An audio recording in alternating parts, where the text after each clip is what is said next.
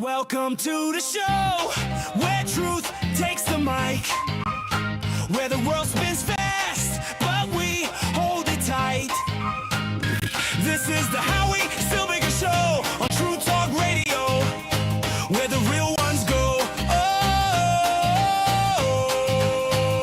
Oh, politics, passion, the news of the day, no filter, no fluff, just the Silbiger way. So buckle up tight, let the debates flow. This is your hour, the Howie Silbiger Show. Silbiger Show. Silbiger Show.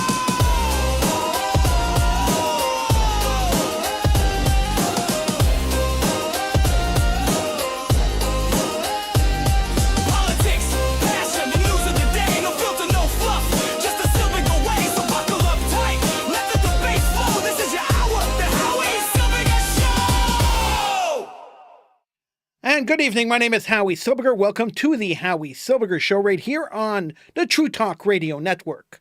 You could call in. Number to call, 1-877-669-1292. That's 1-877-669-1292. That's the number to call to get in on the conversation here on the Howie Silbiger Show on the True Talk Radio Network. We will start with a story that has been bugging me for a few days already.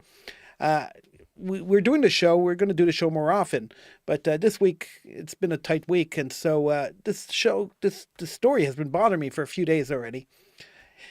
It's the story of a man who decided to walk down the street in Ville Saint Laurent and yell, "We are going to kill you, you effing pigs," to a Jewish guy, to a guy wearing a kippah. Now, the man was promptly arrested. Kudos to the police for promptly arresting him. And he went to court almost immediately. And the court released the man. They charged him, they gave him bail, and they released him back onto the street. They gave him some conditions. You can't go anywhere near your victims. You can't stand on the street and yell that you're going to kill people. And you really have to stay away from the people you want to kill. These were the conditions he had from court. You have to stay away from the people you want to kill. Community leader, Hasidic community leader, Mayor Feig said, "This is very disappointing. Things have to change." An understatement, if you ask me. Let me understand something. And you could correct me if I'm wrong. You could call in. I'd be more than happy to hear from you. But this is how I understand things. If a man stands in the street and says, "I want to kill you," we have to believe that he wants to kill us. As Jews, we understand that people who say we want to kill you actually believe it. They mean it. And we should believe them. We should take them very seriously. So if somebody says to me, "I want to kill you, you're a Jew and I want to kill you," I take them extremely seriously. At the same time, when the courts release those people back onto the street, so the person on the street yells, "You effing pig, I'm going to kill you," and then gets arrested for yelling that "I want to kill you," and then gets released back on the street, one has to wonder, whose safety is the government worried about? Whose safety is the law worried about? Apparently, the man had been harassing a woman and her family for weeks before that. She had complained to the police. He was charged with it. Also threatening to kill her and her family. And then threatening a random Jewish guy on the street, "I'm going to kill you," and then released on bail. So you give the guy condition. You can't go near your victim. You can't go near the people you threaten to kill. Is that really going to stop the man from going near the people he wanted to kill, or actually killing the people he promised to kill? I don't think it will. I don't think it's enough of a deterrent for the guy to not go and commit the act that he claims he wants to commit. Now, this comes just a week or two after a man was brutally beaten, a Jewish man was brutally beaten in a park in broad daylight in front of his children. That guy was also arrested just a couple of days after the event happened. But he was sent to a mental institution for psychological evaluation because apparently, according to the court records, the heat of the day caused him to beat a random Jew in the street. You heard me right. The heat of the day caused him to beat a random Jew in the street. So here we have two cases of men who beat Jews or threatened to kill Jews, one who beat a Jew, one who threatened to kill a Jew. In about a week, there was less than a week apart, these two incidents. One of them was sent to a mental institution for a 30-day evaluation, which afterwards he'll probably be released back into the streets so he can go and beat more Jews. Only if it's a hot day, though. And the other one was released back into the streets after telling people he's going to kill them, after telling Jews, I'm coming to kill you. He was put back into the street. Why is there no outrage from Jewish leadership? Why is the Jewish leadership in Montreal so quiet? Why do I hear crickets when it comes to the story? Now, this story happened a few days ago. It didn't happen today. It happened a couple of days ago. And I still hear nothing, not a word. A short press release from Federation CJA, and that's it. Where are the Jews protesting the fact that a man who professed his will to kill Jews is back on the street? Where are the calls for protection? Where are the police promising the Jewish community that they're keeping an eye on this guy? Where is anybody saying that Jewish life matters? They're non-existent. Because in the lies of the governments of Canada, apparently Jewish life doesn't matter. They don't care. And if this guy goes about and kills a Jew, as he promised he would, after being released from the courts, he'll be charged with murder and then maybe get 12 years and then been released back in the streets. He'll go kill more Jews. It's an endless cycle of violence that's not being stemmed, not being stopped, not being slowed down by anybody, including our Jewish leaders. There's nobody screaming and yelling. Fortify the buildings, they say. Put in more security cameras. Spend tens of millions more dollars on security features for your immovable objects. But be scared when you walk down the street because some psycho who already professed his idea that he wants to go and kill people has been released from custody, free to go and kill people. This makes a lot of sense to me. But then again, if you put into the context of what's been happening in Montreal, in Canada, and North America, it makes perfect sense. Because if you think about it for a second, when you allow protesters to run down the streets every Sunday in Montreal and Toronto, you allow them to take over your streets, yelling globalized intifada, and yelling it loudly and yelling it clearly and holding up signs that say globalized intifada, then you can't really hold people accountable when they're actually globalizing the intifada. We have to understand that. We have to understand that once the politicians and the lawmakers and the law enforcers agree that globalizing the intifada is the right way to go, is the correct path forward, then random attacks on Jews, men threatening to kill Jews, people beating Jews in a park, is the definition of globalizing the intifada. That is exactly what globalizing the intifada is. The next step is, of course, bus bombings. Find a bus where Jews are on, or shoot up a bus of Jewish children, maybe a school bus, or bombing a cafe or a Jewish restaurant. Those are the next steps in globalizing the intifada, because that's what the intifada was. Random attacks on the Jewish population, terror attacks on the Jewish population. And until the government and until the lawmakers and until our community leaders want to call it what it is, terror, acts of terrorism, they're not acts of violence, they're not acts of vandalism, they're not acts of aggression, they're acts of terror against the Jewish community. Until they're willing to call it what it is, an act of terror, nothing is going to happen, nothing is going to get done. And until somebody dies, the Jewish leadership, the political leadership, and the law people are not going to take it seriously. Because Jews are an open target, and nobody cares.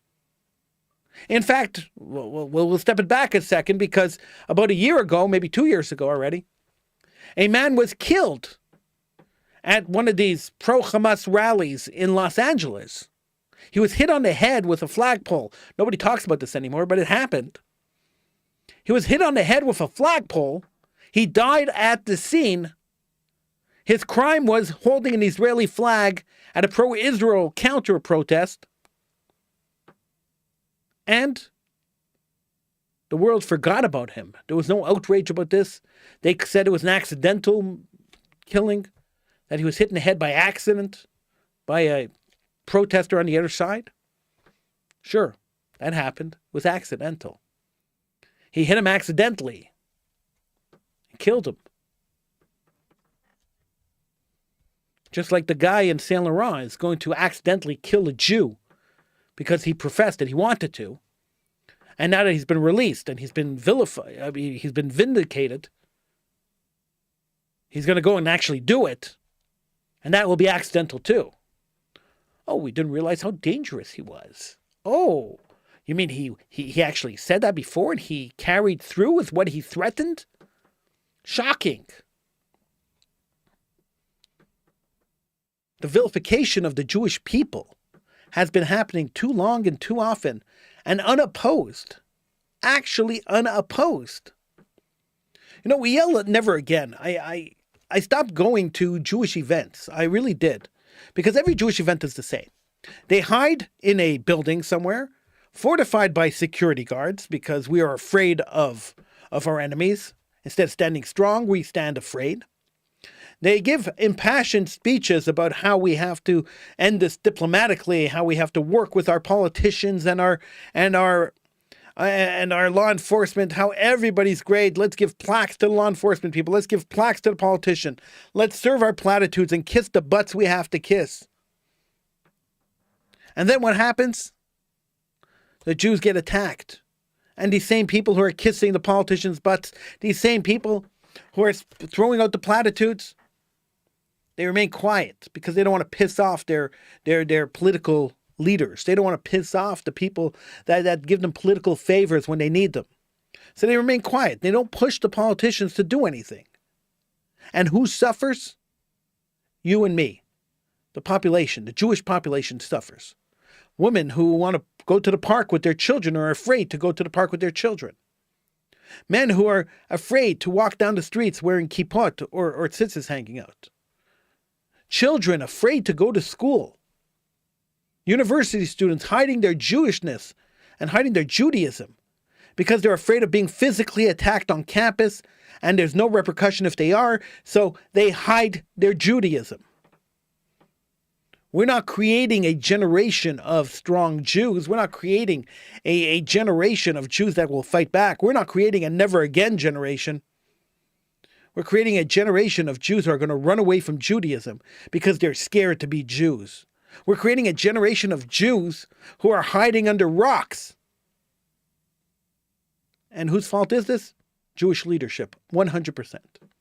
The pulpit rabbis who do nothing. The heads of federation who say diplomacy is the best avenue when it's really not. The people who say we can't stoop down to their level, so we're not having any protests. The people who hide the fact that the Jewish community is under attack, and every single day there's an attack somewhere on the Jewish community. And they hide the information from the Jewish community because we don't want to elicit fear, and we don't want to elicit rioting. No, what they don't want to elicit is people stopping to give money to Federation because they're not really protecting the Jewish population. That's what the big fear is. The slowing down of money. The Jewish elites are really not doing their jobs. But what do you expect? What do you expect from organizations that promote people to leadership roles based on the amount of donations they give?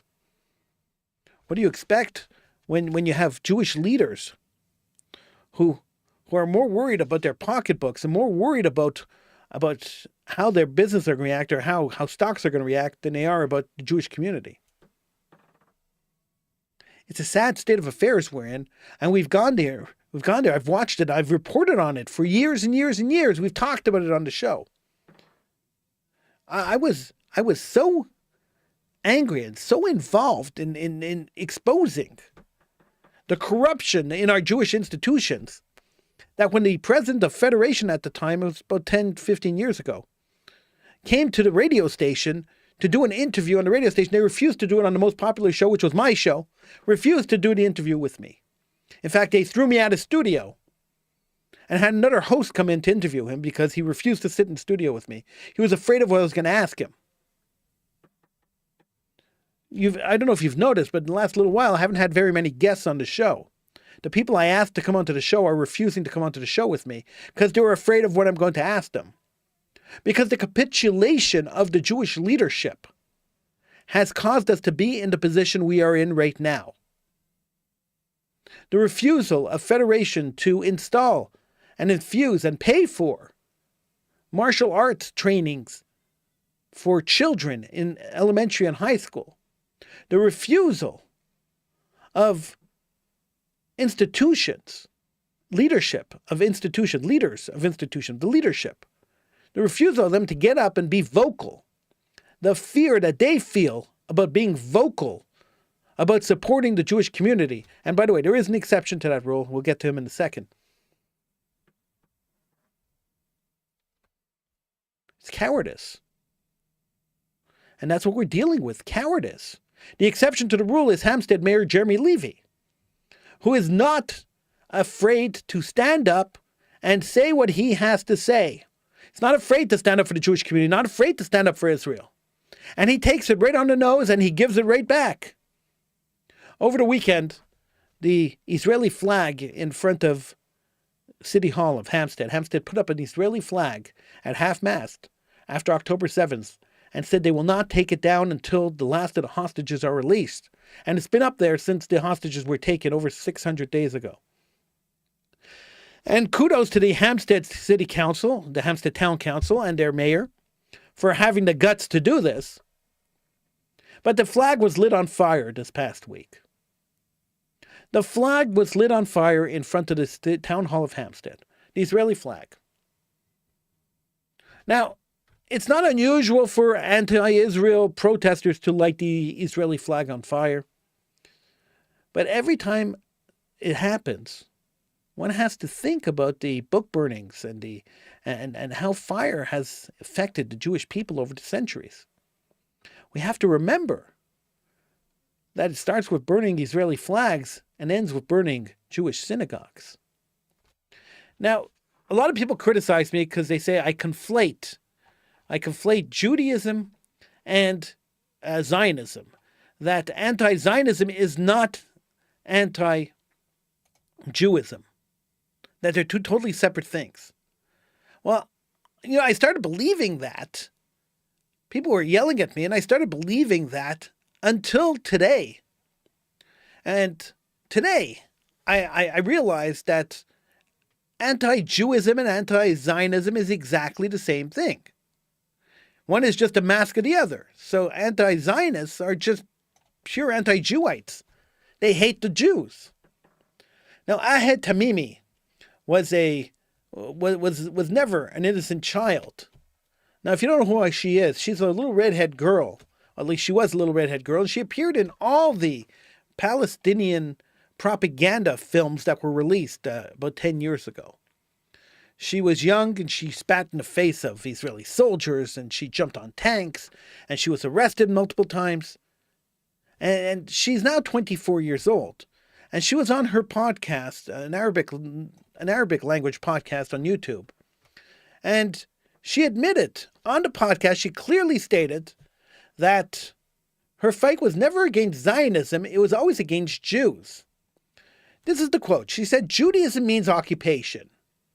She said, "Today, tomorrow, and a million years from now, I'll repeat that. Judaism means occupation." She bragged during her show that Palestinians are superior to the entire world. She sneered that the whole world needs to shut up when a Palestinian is talking. And she went even further than that. She said she wished for a World War III. Whoever dies, dies. Drop nuclear bombs, destroy the world. I don't care. Now, if you think about this, this is not resistance. This is not saving Palestine. This is not a fight against Israeli aggression. This is anti-Jewism at its rawest. Now, of course, the left-wing media and left-wing organizations made her into a hero over the years. They put her picture on flyers and on posters. They quoted her. They invited her to speak. She was the Greta Thunberg of the Palestinian cause before Greta Thunberg jumped into the Palestinian cause. And at the end of the day, she's just a Jew hater. But she's not alone. She's not alone. She is a Jew hater, but she was raised a Jew hater. She was raised in the Palestinian Authority, and they raised her as a Jew hater. So, what could you say? What could you say? Could you really blame her? But there are many Jew haters out there. There are Jew haters who are part of the community. You have Jews for Palestine who are just Jew-hating Jews. They stand with murderers. You have the Notori Karta, the Hasidic group, that stands with people who have blood on their hands killing Jews. They stand there and they call Jews Nazis, even though their ancestors were killed by Nazis, and they know the difference between Nazism and Zionism. They know the difference between what Israel is doing to protect itself and what the Nazis did to destroy the Jewish people.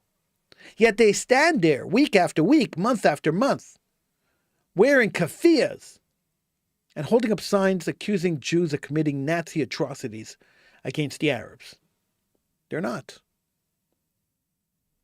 The famine in Gaza doesn't exist. The UN actually, and you can look this up, it's actually true. The UN actually changed the definition, their official definition of famine, to fit what's happening in Gaza. So you see, the Gaza situation didn't actually fit the UN definition of what a famine is. So they changed their definition to fit into what's happening in Gaza. Why would they do that, you ask? Well, simply because they hate Jews, they hate Israel, and so this was a way to attack Israel again. Nobody ever mentions, and it's been a long time, nobody's ever mentioned that this whole war started when Hamas entered Israel and decided to massacre over 1,000 people on October 7th. And now I know people are yelling at me, Howie, October 7th, October 7th. Stop mentioning October 7th. You know, they said that about Holocaust too. They said the Jews are using the Holocaust as an excuse to hurt the Palestinians, as an excuse to oppress the Palestinians. And then after October 7th, now the Jews are using October 7th as an excuse to oppress the Palestinians. Wait a second. Let me understand something. So if this logic is true, if this argument is actually factual, what you are saying is that the Jews are using a massacre to justify massacring other people? It doesn't even make sense. It makes no sense. But that's what they claim. That's what the world media continues to report. And that's what people are paid to scream at these rallies. And it works. The propaganda works. Unfortunately, people buy into it, which is why 80 rabbis, including a Montreal rabbi, Rabbi Michael Whitman of the Adath Israel congregation in Hampstead, signed a letter condemning Israel and calling for Israel to work with morality when it comes to this famine and this famine in Gaza and the attack in Gaza. The letter is called A Call for Moral Clarity, Responsibility, and a Jewish Orthodox Response in the Face of the Gaza Humanitarian Crisis. Now, these rabbis, with all due respect to them, were awfully silent when bombs and missiles were falling on the heads of the civilians of southern Israel, right after Israel evacuated Gaza. And for the next 15 years or 20 years, bombs were falling on the heads of Israelis in southern Israel. These rabbis were awfully silent about that. They didn't write a letter to Hamas saying, hey, stop dropping bombs. Where's the humanitarian aspect of dropping bombs on the heads of Israelis. Because once again, the indiscriminate attack on Jews is okay. Call it a disputed territory, call it disputed land, and suddenly it's okay to attack anybody. But it only works one way. And when somebody commits a war crime against the Jewish people, like Hamas did on October 7th, it's okay to ignore that war crime and then yell that Israel's the aggressor when they go to retaliate, when they go to wipe Hamas off the face of the earth. A genocidal attack on Jews is okay. But a retaliatory strike in defense, in self-defense, that prompts 80 rabbis to write a letter to Israel condemning them. It's amazing. It's shockingly fascinating. But then again, why would I be shocked? Why should I be shocked? Let's move over to Toronto, the Toronto International Film Festival, who decided that the October 7th movie, a movie about October 7th, couldn't be shown at the festival because the footage that they used of the massacre, because Hamas wasn't shy about live streaming their murder spree, their genocidal murder spree, they weren't shy about live streaming it. But the Toronto International Film Festival decided that Hamas had to sign off on the footage, or the footage was copyrighted by Hamas and couldn't be shown at the festival. So they dropped the October 7th movie. Now that would be okay. I mean, not okay, because it's a ridiculous obligation to put on somebody to get a terror group to sign off on footage of them committing terroristic massacres. That seems kind of crazy. And there is a fair use, and even if you want to claim that Hamas owns the footage of their live streaming the October 7th massacre, even if you want to make that ridiculous claim, which the Toronto International Film Festival did, there is a fair usage clause in every copyright law around the world, which allows news organizations to use it and documentaries to use copyrighted footage as long as it's credited. So the only criteria they should have put on to the documentary maker was putting a little...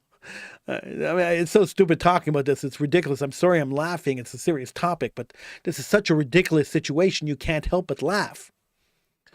The filmmaker could have been required to put on footage courtesy of Hamas on the bottom of the screen, which would have been a ridiculous thing to put on the bottom of the screen when you're showing Hamas recorded videos of their murder of Jews. But in any case, that wasn't the demand. The demand was getting Hamas to sign off on it, which is a ludicrous request. And so the Toronto International Film Festival pulled it from their schedule. Now, of course, a couple of the politicians trying to earn brownie points got involved, including MP Anthony Housefather, who was trying to earn brownie points with the Jewish community. He got involved, and suddenly the Toronto International Film Festival decided, oh, okay, let's reverse our decision and show the movie. So they chose one Wednesday at 2:00 in the afternoon to show the film. Now that's not prime time. That's not anywhere close to prime time. That's not red carpet. That's let's hide it in the middle of the afternoon so nobody sees it. A time period. Now the Palestinian Film Festival, which has partnered with the Toronto International Film Festival for years, and celebrates Nakba Day, commemorates Nakba Day, which is the founding of the State of Israel, the Great Catastrophe, and produces films and shows films. The Palestinian Film Festival shows films that are not very that aren't pro-Palestinian. They're just anti-Israel. Those films are allowed to be shown and will be shown in prime time during the Toronto International Film Festival. So the film on October 7th, showing the massacre of Jews, is buried on a Wednesday at 2:00 in the afternoon. But the Toronto International Film Festival will show the Palestinian Film Festival films at 7:00, 8:00 in prime time, with red carpet, of course. Once again, Jewish blood is cheap. Nobody cares. Nobody wants to promote or indulge Jews in the fact that they were massacred, and they just want to show their story. Nobody cares. So let me be clear, because I know that I'm always misquoted, so let me be extremely clear. The humanitarian disaster in Gaza, and there is a humanitarian disaster in Gaza. People are suffering in Gaza. But unfortunately, it is not the fault of Israel. It is the fault of the government of Gaza, which is Hamas, since 2006. Hamas decided to attack Israel, and there's a repercussion when any country decides to attack another country. And Hamas was an elected government, which means that Gaza was a country. And since Gaza was a country and they attacked another country, they have to face the consequences of their government's actions. So that is the first thing. In the laws of war, this is the first time that any country has been forced to give aid to the country that attacked them and murdered their citizens. It is a crazy situation, but Israel's being held to that standard. Why aid is not going through the Rafah border crossing through Egypt is beyond me. It's closed. My guess is that if they open Rafah and they put aid in through Rafah, then they can't blame Israel when they blocked the aid. But Israel didn't block the aid. That's the whole thing. Hundreds of trucks and thousands of pounds of aid are still sitting in UN holding facilities because the distributors, the truck drivers who distribute it, are afraid to distribute it because they've been hijacked by Hamas, who steal the loot. So thousands and thousands of pounds of food are being held in warehouses instead of being distributed to the people. And just recently, the Americans and the Israelis came up with a new organization that's going to try to distribute it directly to the people. So making the claim that Israel is committing a genocide, making the claim that Israel is withholding aid is total malarkey. And it's a propaganda stunt by the Palestinian leadership, by the Palestinian Liberation Organization leadership and Hamas, to malign Israel yet again with another blood libel. So let's be very clear.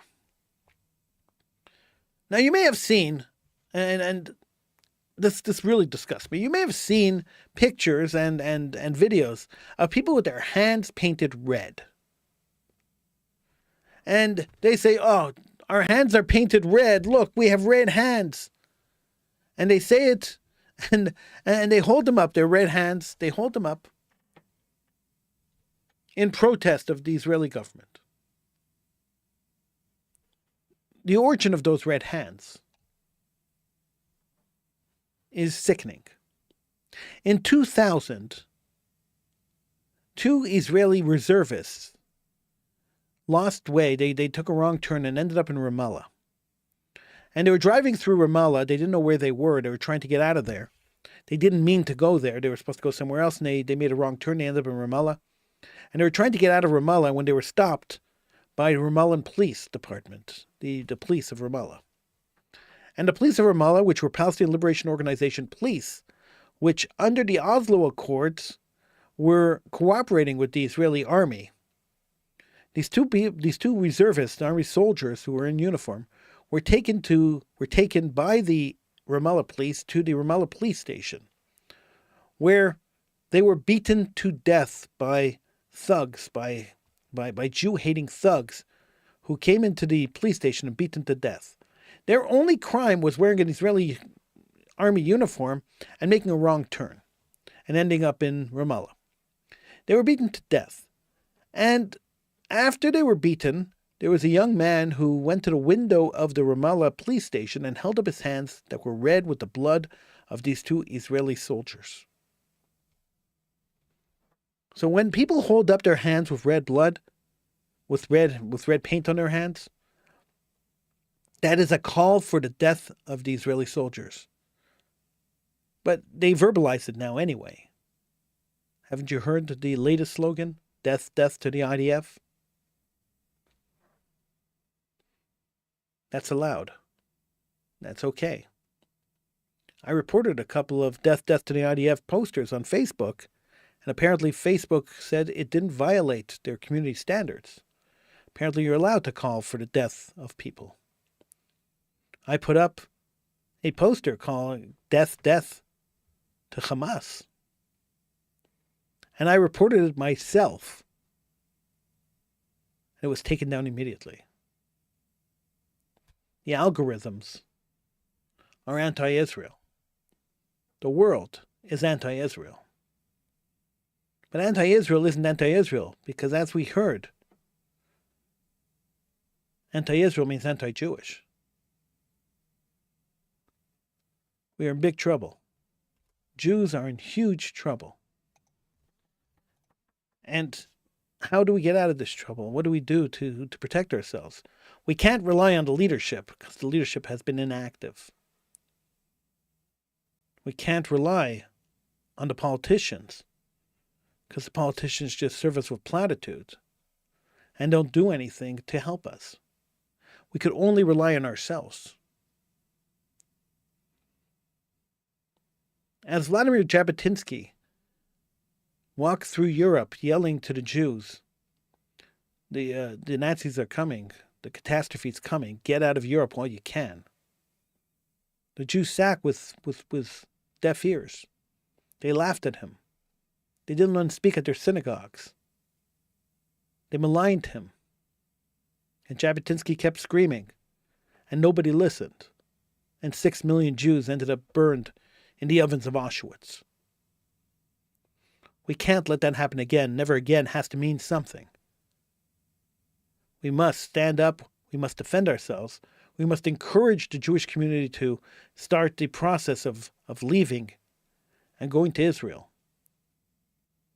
We must be clear. We must be concise. We must be strong. For heaven's sake, we can't sit quietly. Never again means never again. Let's start acting like it. I'm Howie Silbiger. It's the Howie Silbiger Show on the True Talk Radio Network. I'll see you next time.